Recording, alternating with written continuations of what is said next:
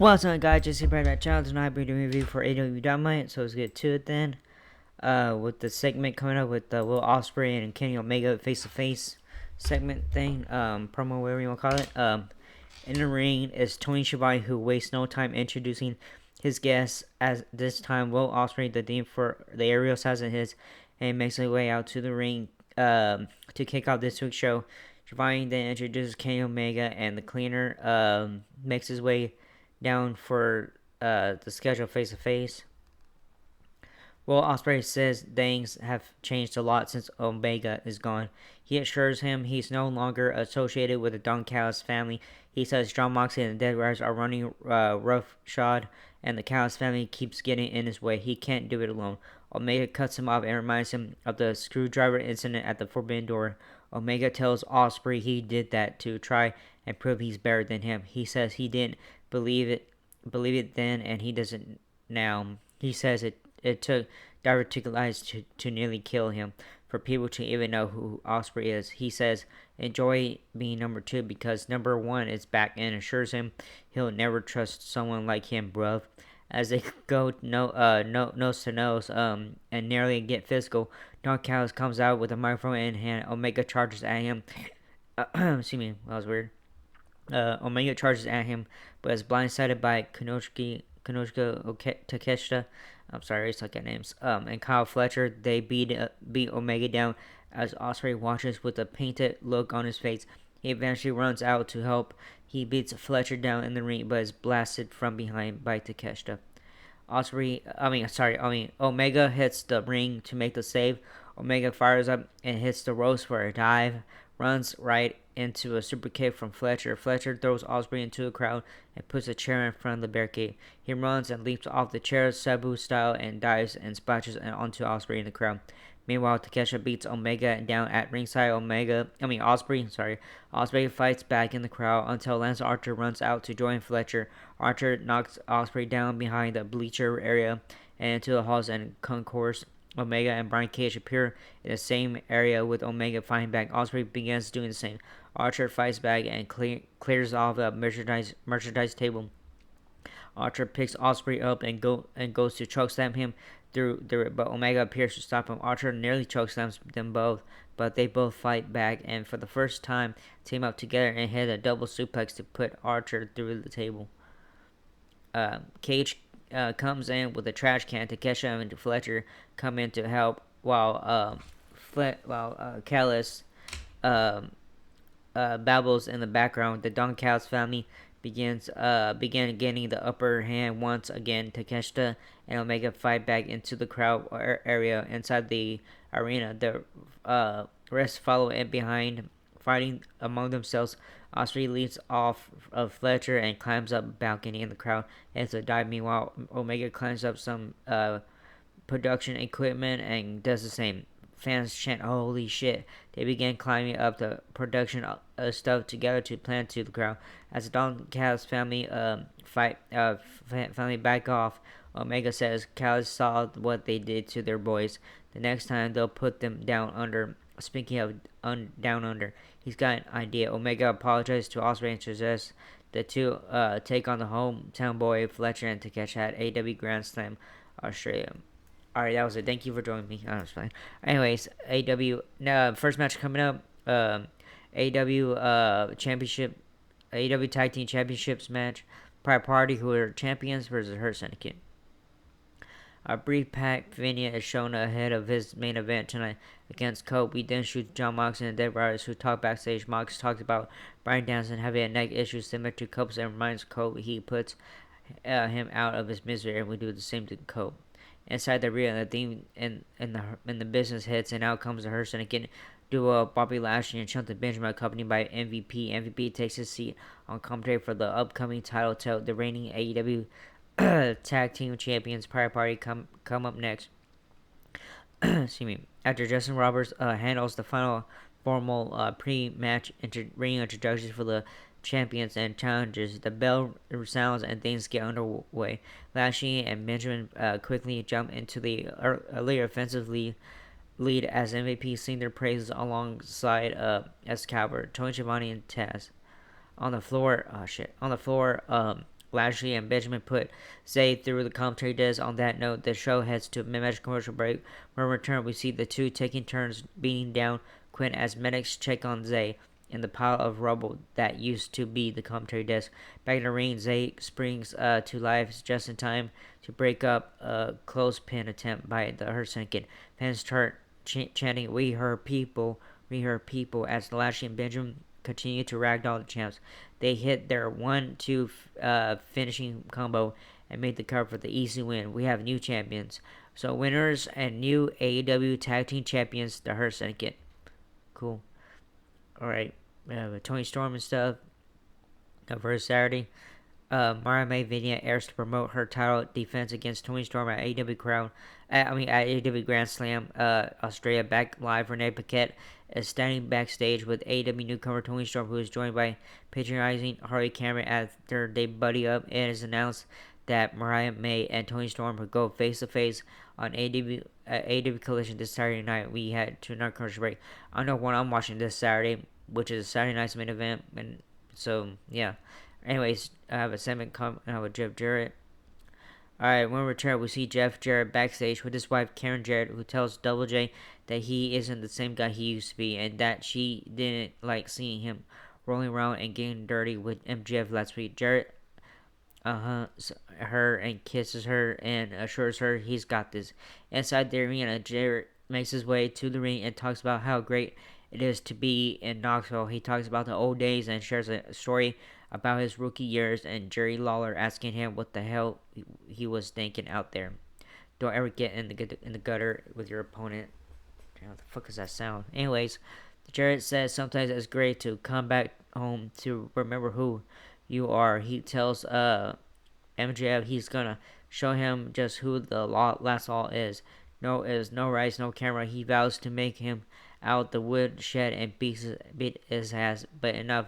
But that one hit wonder. But he says, but enough about that one hit wonder. He then talks about the fans and how they inspire him.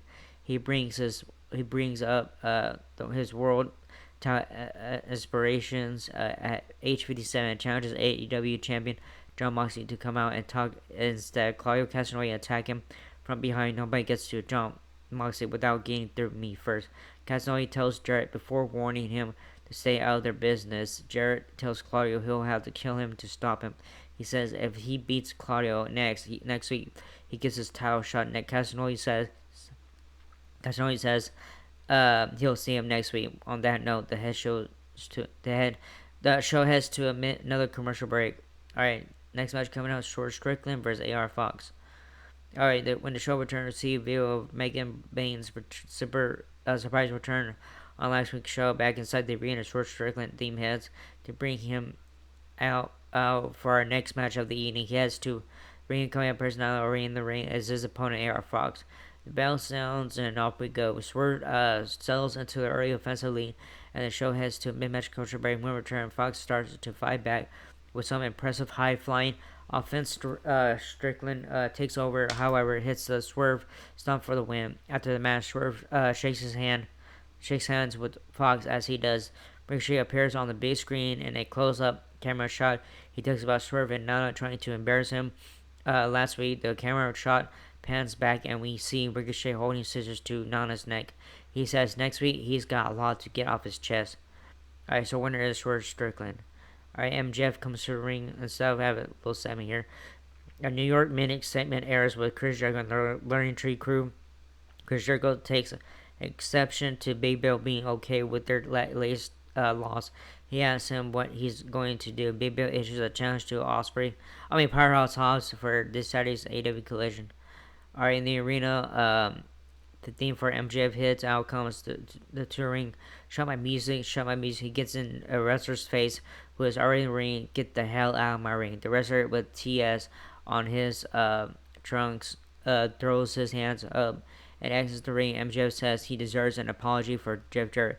He tells Jarrett he should have accepted his offer to let him help him get him to the AEW title. He then admits he only did it because he needed someone easy to manipulate and even easier to beat. He then vows to prove to Jarrett that sometimes it's better to make a deal with the devil than to defy him. Alright, so next match coming up, Heyman Page versus TS. The theme for Heyman Page hits and out he comes. He gets right in MJF's face and off mic demands he leaves the ring. MJF throws his hands up and backs out of the ring without issue. TS Trunks dude hops back in. At the bell sounds, Heyman immediately beats down TS and takes him out with a quick squash match victory. Afterwards, the thing for Christopher Down hits and out he comes in a neck brace. He tells Heyman he'll never wrestle again and walks off. We head to a commercial with Heyman looking bummed. So winner is Heyman Page. Alright, next match, Jamie Hayter versus Julia Hart. Backstage, Mercedes Monet is shown walking the halls, strapped up head to toe with her 4 championship belts on her body. She enters a room full of balloons and is interviewed by Renee Paquette. When up comes Harley Quinn with her guitar, she sings about her breasts a lot and tries to get a match on the Monet train. Monet says she hasn't even won a match and he's unworthy. Alright, inside the arena, Jamie Hayter's theme hits, and then she makes her way to the ring for scheduled singles action. Out goes the lights, and comes her opponent, Julia Hart. The bell sounds official overrun this rematch. They quickly fight to the floor when Hart is sent to the ropes, sent into the steps inside the ring. Hart takes over and begins slamming the back of Hayter's head into the mat and over again. Moments later, the show heads to a mid-match commercial break as the action continues. When we return, we see Hart in the offensive lead, but not for long. As Hayter takes over and begins hitting repeated German suplexes, she follows up with a big spine buster for a close 2 count. Alright, she locks in a single leg crab and cranks back on it. Hart escapes and gets Hayter in an octopus hold. Hayter escapes. Hayter hits a backbreaker, and follows up with the Hayter aid finisher for the pinfall victory. Harry gets on the mic and gives credit to Hart for being a tough bitch. She says they each won one, and when she wants number 3, she's got it. Backstage, Powerhouse Hobbs tells Big Bill he won't have to look far to find him on Saturday at AW Collision in Jacksonville because he'll be waiting for him in the parking lot. We head to another commercial break. So winner is Jamie Hayter. Alright, Cope versus Pac. Main event time. When we return, we see a brief backstage promo segment featuring George Strickland, pissed off. Strickland responds to Ricochet's comments earlier and show and brings up their upcoming match in Atlanta, Georgia. Inside the arena, Cope makes his way out, as does Pac from the Death Riders. The bell sounds for room. This one, Cope takes an entirely offensive lead, showing his trademark viciousness in the earlier goings. Outside of the ring, Cope slams Pac into the barricade and ring post. Pac starts to fight back, and as John Moxley mentioned earlier in the show, begins focusing his offensive attack on the neck of Cope that forced him into retirement into the past. Pac watches as the ref checks on Cope's neck. He waits for him to get and launches him over the ropes, splashing onto him, the Radar Superstar, on the floor at ringside. On that note, the show heads to a mid-match commercial break as the action continues. When we return, we see Cope stuck in a tight bulldog choke from Pac, who cranks away on the weakened neck of the pro wrestling legend. He lets go and hits a snap suplex. Cope catches him coming in with a boot to the face and falls up with a drop kick that buys him some time to recover. After some more back forward action, we see Cope fight back in his trademark sequence of the match, ending spots before ultimately finishing off Pac for the win. As he is celebrating his win, we hear some noise on the big screen. Moxley appears and says, "Cope, I told you it's not a jungle out here." They have NTR taped to chairs and bags over Rock and Roll Express heads that they blast one with the Conchero and then the Dev Rider theme hits. Mox leads his crew to the ring. They surround the ring and enter where they begin a gang style beatdown of the Radar Superstar. The theme for Jay White hits and out he comes, talking out Death Rider members who tried and stop him on the ramp. In the ring, the numbers disadvantage and begins to be too much for White. The Death Riders beat White down after a low blow. They hold White in the corner and make him watch as Mox slaps a bulldog choke on the neck of Cope. He squishes tight enough that Cope's face turns red and purple. He cranks away as Yuta and Casanova continue to hold White and make him watch. Mox lets go and begins twisting Cole's head side to side, trying to snap his neck. The Death Rise theme hits again, and the crew exits through the crowd, leaving Cole and White laid out in the ring. That's how this week's show goes on there. So winner is Cole.